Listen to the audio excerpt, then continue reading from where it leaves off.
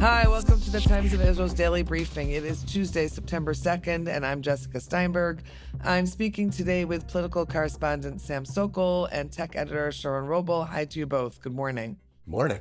Good morning. Good morning. It is day 697 of the war. In this morning's headlines, U.S. President Donald Trump says the ongoing war in Gaza is hurting Israel in the court of public opinion. There's also the news that Belgium will join France, England, and others in recognizing a Palestinian state at the upcoming UN General Assembly. And there is the headline that the IDF chief of staff is said to have upbraided Prime Minister Benjamin Netanyahu and ministers at Sunday night's heated security cabinet meeting. We'll discuss Sam's recent interview with Deputy Foreign Minister Sharren Haskel, the latest tiff between Haredi parties of Ashkenazi and Sephardic descent, and what's happening with the Ultra-Orthodox conscription law. We'll also talk about Hungarian low-cost airline setting up a base at Ben Gurion Airport and the current milk shortage in Israel. Stay with us.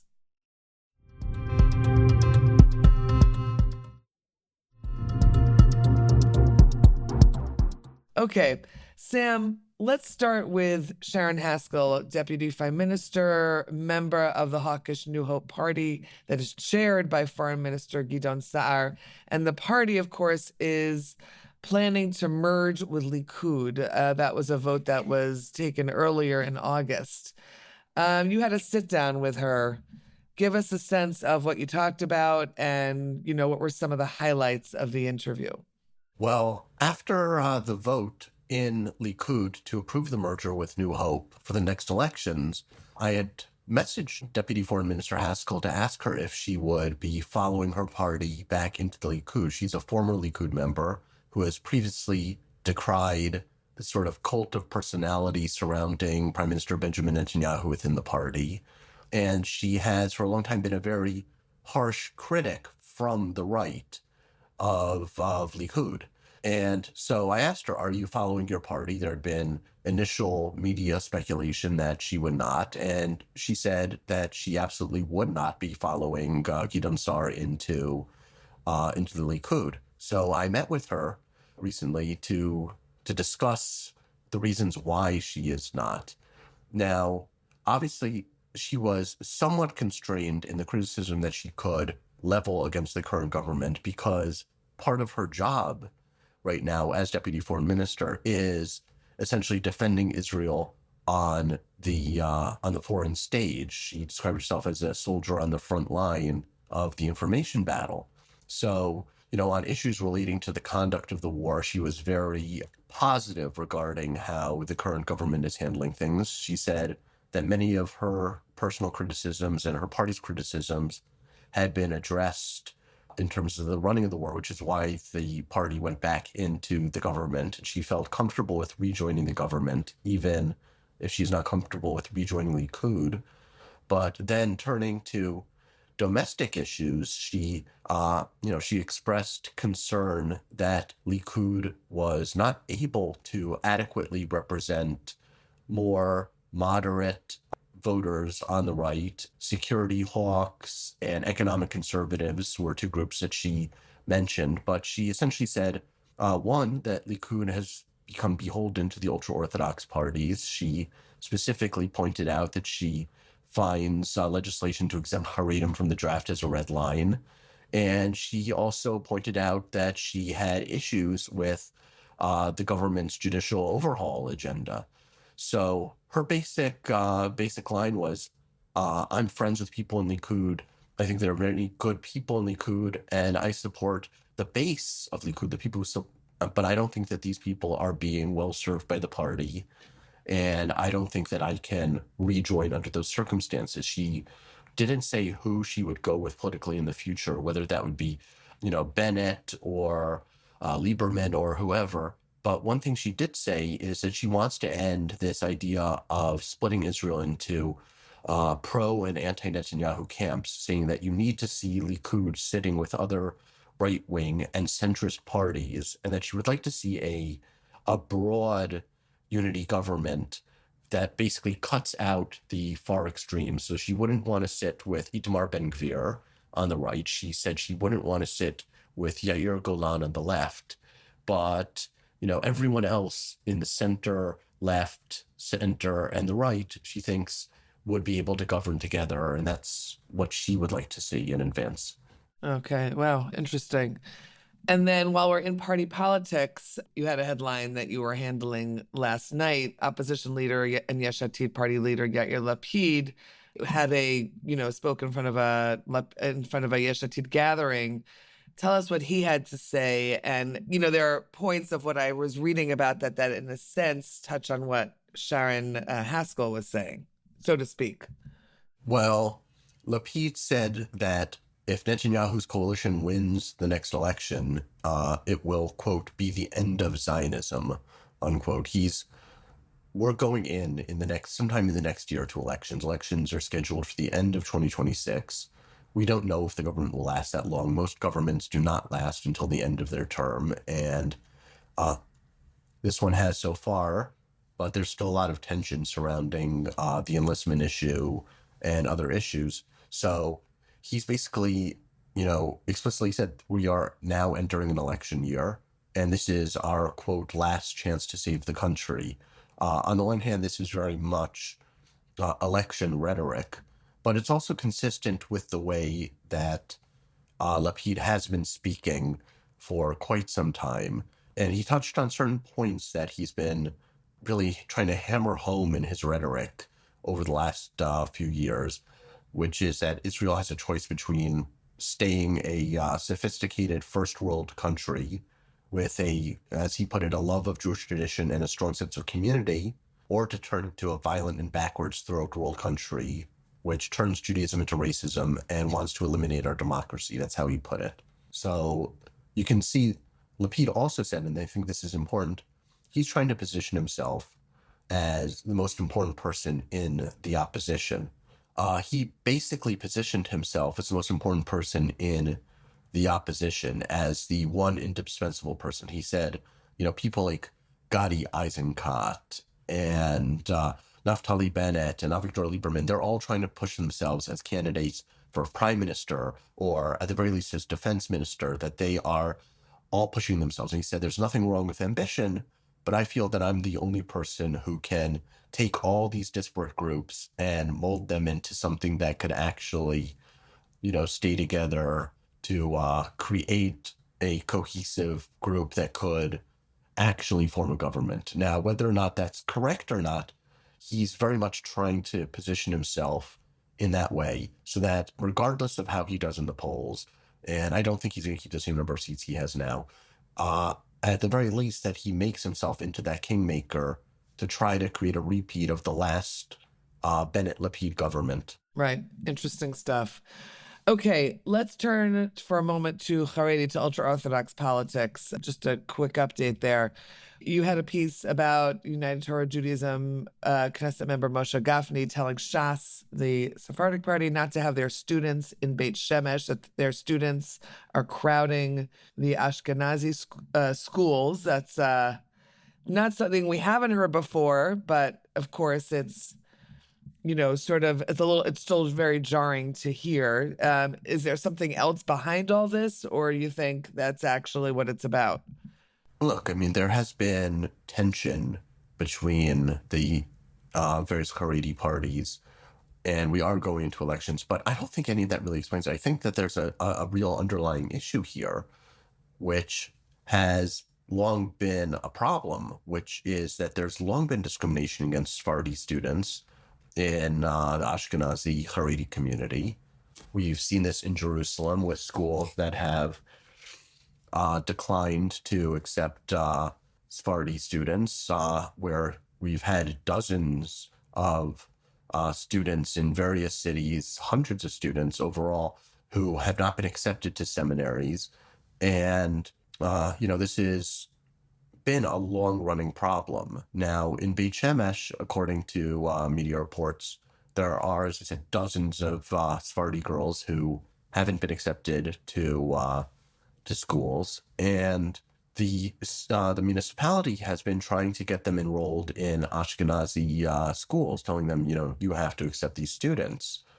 And so Gafni's rhetoric has to be seen within the context of that issue, saying basically, Shas, we don't want your people. Open up your own schools, so you can take them. In response, Shas basically said, look, Gafni is proving what we've always said.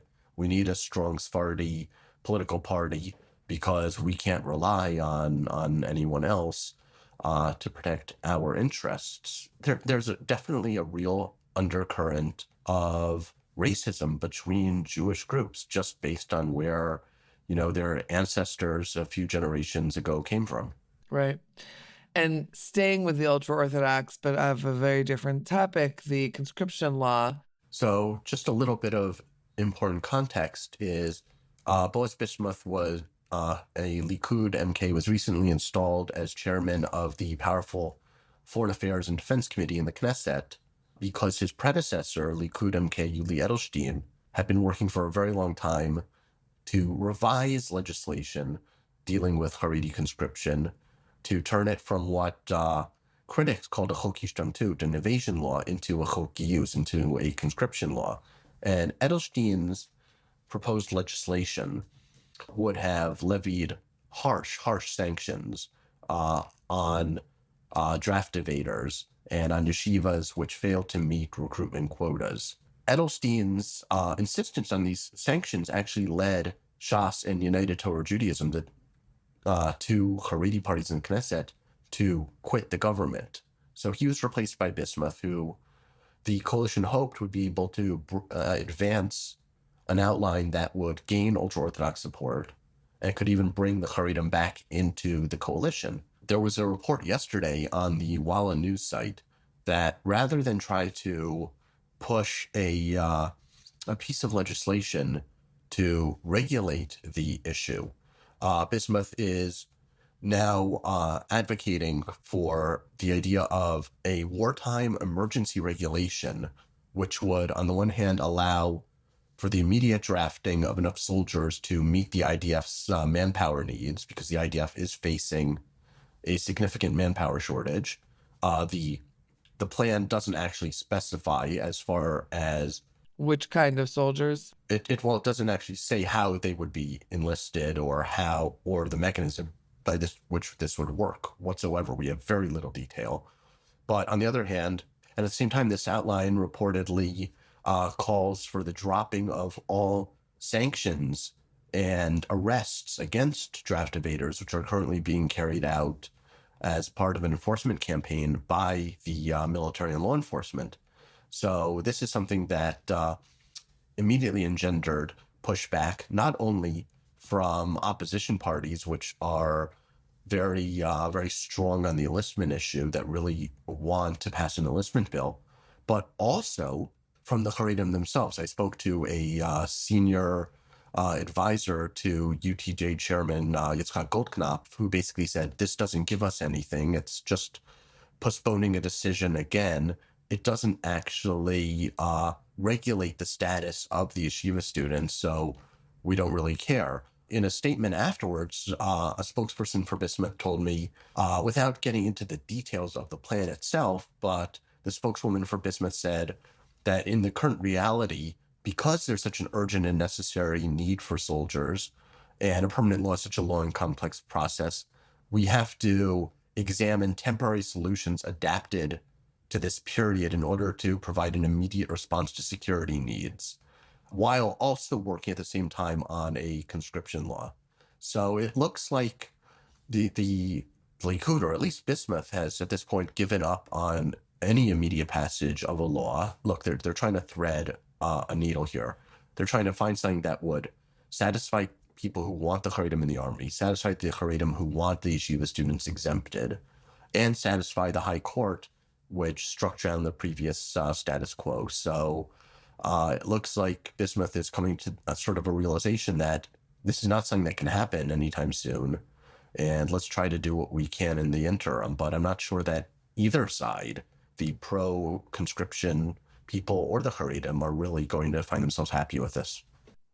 Okay. All right. We'll see what happens next with that. Thank you, Sam. And I think you're heading off the podcast. So thanks for being with us today. My pleasure. Thank you. Okay. We're going to take a quick break, so stay with us.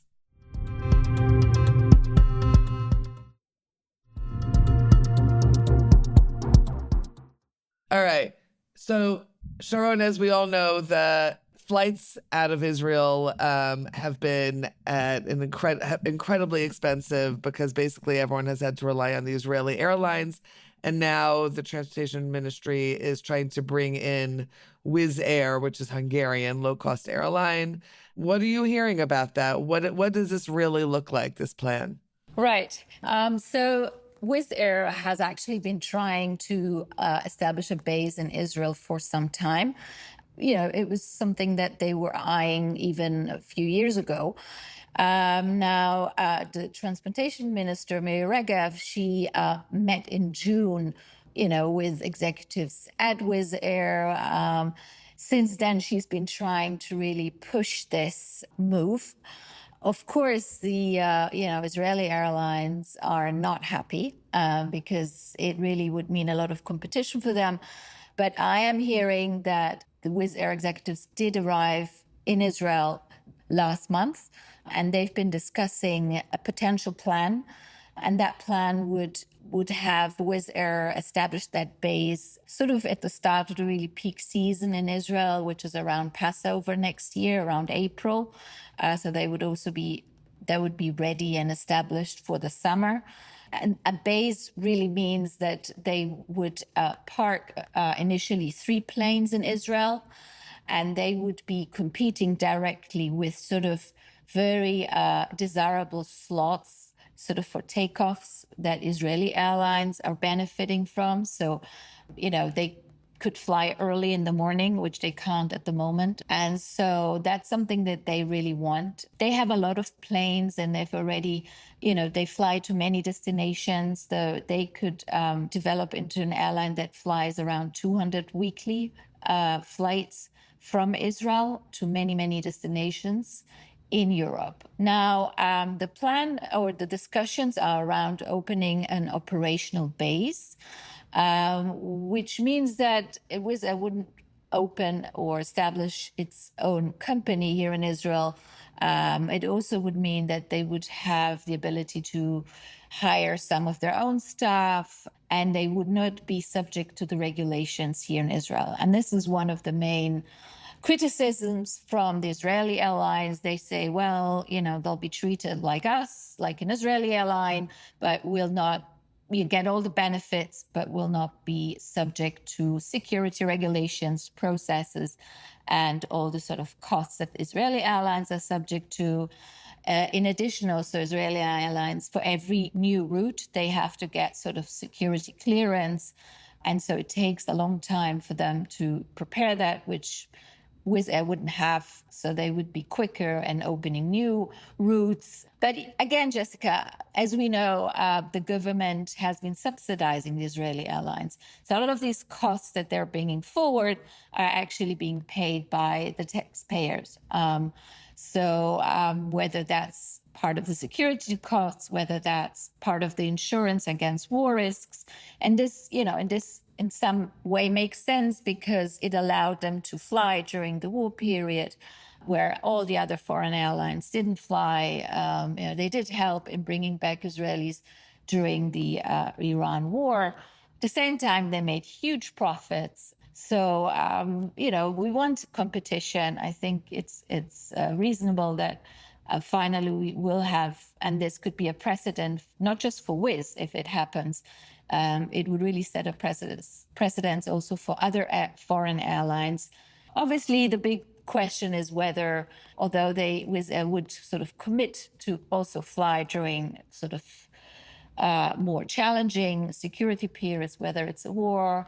But again, they would also be subject to sort of European regulations, and they could decide not to fly to Israel again. So that is also a consideration. And, Israelis, although El Al and the Israeli airlines have been very expensive, we have seen the Israelis pay this premium. So there's also that argument. When they want to get out, they pay the price. That's for sure. Exactly. They do pay the price, and So I'm not sure that they would lose. I mean, of course, they would lose some of their dominant market share, but they've had hefty profits. They've been doing really well, and although some foreign airlines have come back now, they're not flying as frequent as they have before, and it's been challenging for Israelis to book their tickets, to find seats. This summer has been very expensive for all of us. Yeah, absolutely. Let's turn to another topic that is also being discussed a lot, which is a kind of a milk shortage. In some stores, your customers are told they can only buy 2 cartons of milk, and it hasn't been so clear why that is. But you dipped into it, and you're going to tell us what's happening on that front. Right. So, for many Israelis now going into mainly I would say, the local stores, will get a sentiment that regular milk is disappearing from the shelves. Now, there are a number of factors that seem to be coming together there. Now, first of all, unfortunately, because of the war, many of us have stayed in Israel. This has triggered some kind of consumer panic. People are trying to buy up milk, is also contributing to some shortage that has started and will only get worse as we approach the holidays. Something else to look forward to. Fabulous. Okay. Thanks, Sharon. Appreciate the updates. I will not plan very dairy-heavy meals for the upcoming holiday period. Thanks to you, Sharon, and thanks also to Sam, who had to get off for today's Daily Briefing contributions. And thanks to you for listening to the Times Visual Daily Briefing. We'll be back again tomorrow with another installment. This episode was produced by the Podwaves. Until next time, take care, be well, have yourselves a good day. Have a good day.